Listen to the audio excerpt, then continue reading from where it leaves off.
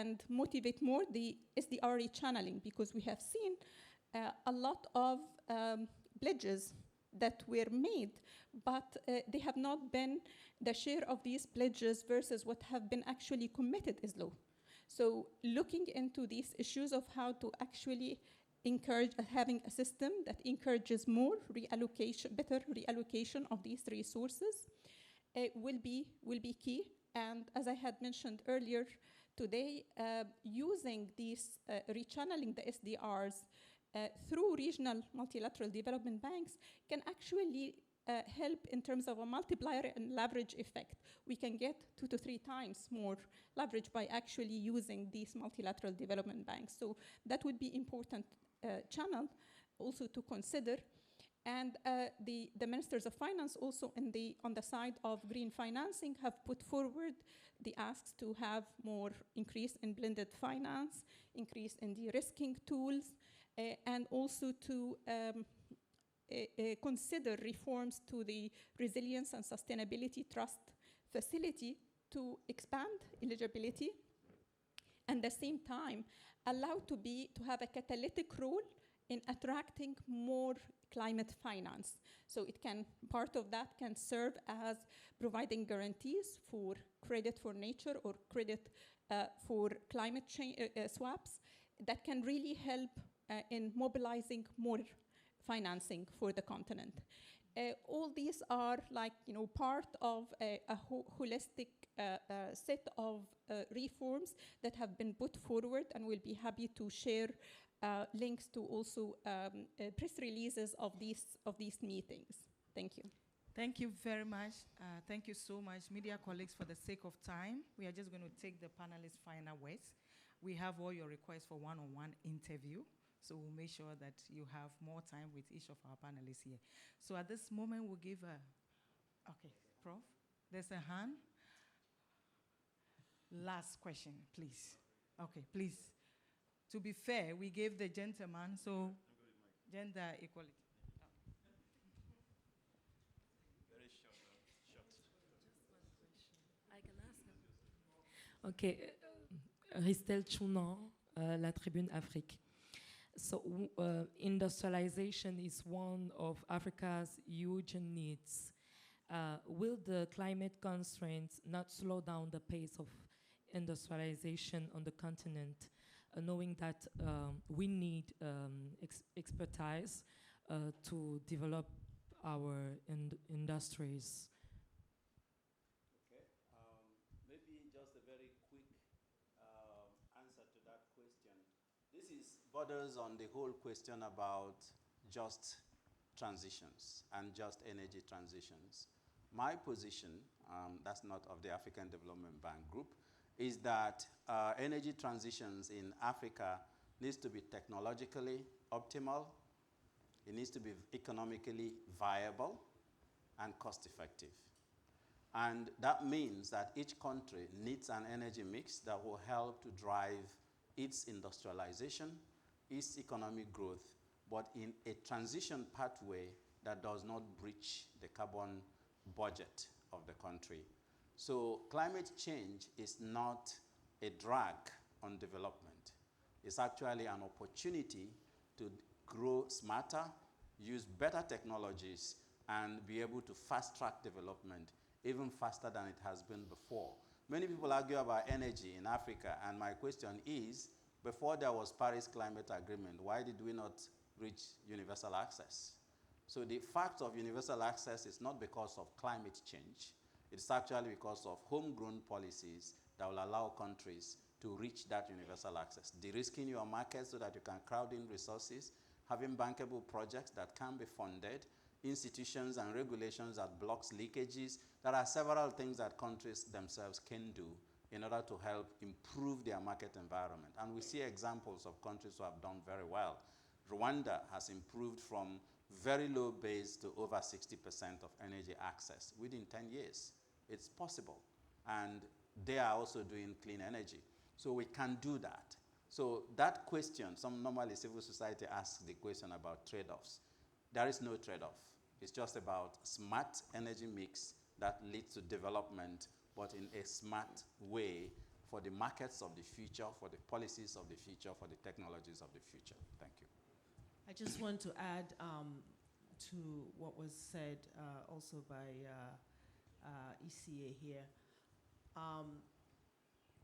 I think you can see how complex the issue is. And a lot of it is going to be about advocacy. And I think there's a role for civil society and there's a role for the media here. Africa's civil society and African media. First is to equip yourselves with the knowledge and the facts so that you, in your own reporting, in your own focus, in your own advocacy circles, you're pushing. It's not just going to be ECA, FDB, or UNDP. It takes all of society, all of Africa efforts to actually get there. Otherwise, the next climate war is going to be fought in Africa. I think it's important to take note that this country has this continent has unique circumstances that require extra effort to actually align the positive forces behind its development journey. And I think here is a challenge actually for civil society, for media. What are you doing to push in the right places the buttons that get this African narrative right? The second one is our need to ensure that private sector is part of the equation in a meaningful way. And this is why, as UNDP, we're investing, for instance, in initiatives like the SDG Investor Map, because at the end of the day, we come back to the SDGs. If we, as a global community, implement the SDGs, we actually create this balance that we're talking about. Because the SDGs are 17. The number one is no poverty. We have to end poverty. The member states have signed up to that. It's not possible. There's nowhere in the world where poverty was ended without energy security. So it's not either or here, you know. We need to end poverty, but also we need to protect the planet. We need to preserve the environment for the future generations. And if we don't, Africa, even though we're not contributing hugely to it, we're suffering from the impact. And that's why African member states are also signing up to a net zero future. There isn't an African country that has not adopted an ambitious commitment to decarbonization. But as was said already here, that has to be accompanied by an equally passionate drive to meet the needs of the people. And it's possible to do both successfully if we crowd in the multilateral goodwill. And that's what we're saying here, that the global solidarity that is required, not global charity, global solidarity, what the Secretary General calls an enlightened self-interest. We all get saved or we all die together. It's needed now to be applied to this because no one country is going to be able to carry this alone. Countries like Mauritius are doing their best in your governance, in your promotion of inclusivity and sustainability. Mauritius needs to be accompanied strongly to fulfill its ambition to achieve 60% of renewable reality in a few years. That is a strong ambition, and that is a contribution to the global aspirations. How do we make sure that a country like this actually gets the support that it needs? And this is a collective responsibility of all of us here. First, to educate ourselves in terms of the implications of all the things that we're hearing, and secondly, to sell the Africa story with every platform that we have.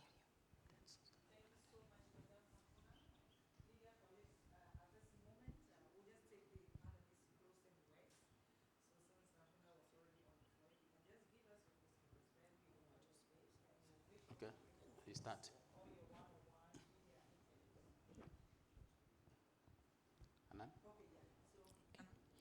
I think since I wanted to also respond to the Okay, earlier sure. Yeah. question. I think the issue of really balancing the transition and development is key. We've talked earlier about the issue that we have a huge energy deficit in the continent. The fact that we have 600 million out of the 800 million globally that don't have access to electricity. Without addressing this huge gap, we cannot have energy transition or development. So that's a crucial part of actually moving forward, is how to actually, can we do that? Can we meet and close this energy deficit? And at the same time, we have huge opportunities because we are, as a continent, we are really blessed with so much resources, including renewable resources. We have 60% of the global potential for solar. So, and now with the solar energy becoming far more competitive now than what it used to be, this is a huge opportunity for us, not just to develop, but to leapfrog others. And we need to really utilize this.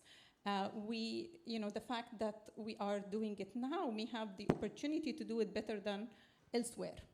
Use existing technologies and also link that with the fact that we have all these green minerals where we can actually boost the production of renewable energy and storage.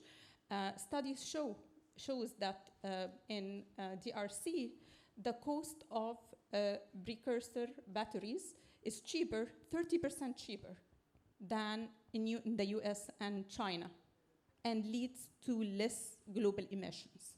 This is huge. This is a huge opportunity.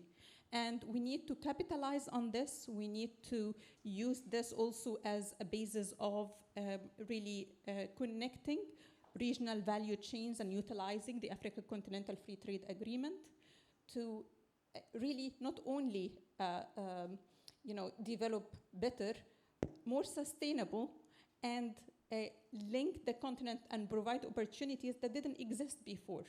And I think we really need, when we're thinking about both industrialization, development, and transition, link all that together so that we can actually progress in a much better and sustainable way going forward. Thank you very much. We take your last words briefly. Okay. Then. Last words here would be to just reiterate the point that my sister has said. It takes all of us. So for the media, the civil society, please, let's not just join bandwagons. Let's look for the right knowledge so that we can communicate appropriately to build the momentum for this just transition. Second, let's keep in mind that just transition and energy transition is not an ideological issue. It is not an emotional issue. It's actually about life and death. It's about development. It's about poverty alleviation. It's about saving over 500 million African women and children that die because of indoor air pollution, and several more that gaining access to clean energy is going to help us to achieve. And then finally, that natural gas must remain part of Africa's energy transition because that is good for the environment. It's an option. Hanan has already told you it will not lead to more than 0.65% of increment in our emissions for the global emissions, which will still be very low, 3.5%, 65% or so. That doesn't create a problem for the climate.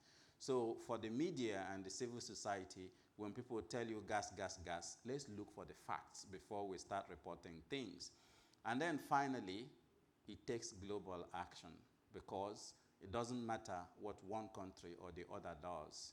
We need that global action in order to be able to address a global challenge like climate change. And I'm very happy that we have the UNECA, we have UNDP, we have the World Bank sitting in the room there, we have African Union, we have the African Development Bank, and we have you. Together, we can make a difference. Thank you. Thank you so much, Prof. Ahuna? I think in terms of last words, what more to say? really, after that. But I just had a thought. Imagine if African leaders and all of us who are Africans were to insist on valuing human life equally, valuing African lives equally. It seems, and as observers of global politics, you feel, you get a sense that African lives matter less. This is why there's an expectation that Africans can go ahead and live in poverty and wallow in darkness to save the rest of the world. And the moment there is a need in another part of the world where life is valued more, everything else can stop, and we meet that need. I think there is a crisis of values. And I hope that out of this conference that we have co-created, that a message can go out to African leaders, because sometimes it takes leadership at that level to advocate, to insist, to protect the human value, the dignity of the Africans, and to really promote the idea that what's good for the rest of the world is good for Africa. Thank you so much, Ahuna. Dr. Hanan, your last words, please.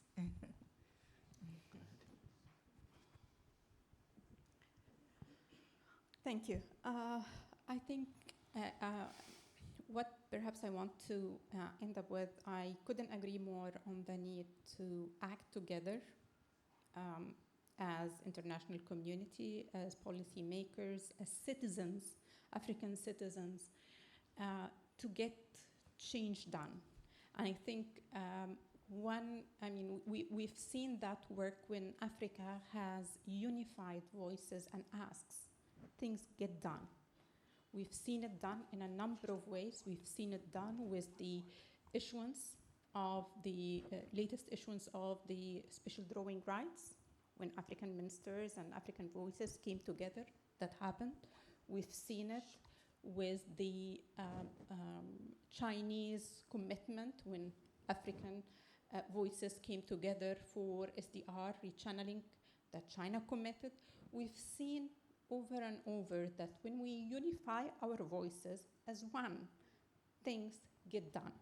And that's what we actually aim to do with the creation of that high-level working group I mentioned earlier, to unify African voices and asks so that things can move. And that's how we are actually getting that through the G20, through the G7, through the IMF meetings and Africa Caucus meetings with the IMF managing director.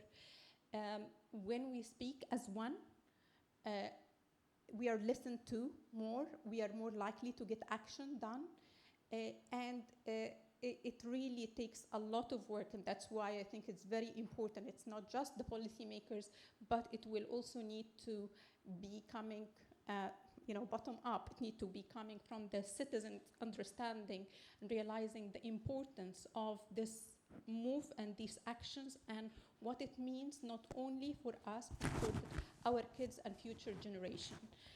So I would really very much hope that this is really echoed at civil society, in media, at a citizen level, that this is seen as something that really matters for our future, because only acting as one, asking as one, is what will get us to move forward and to make progress.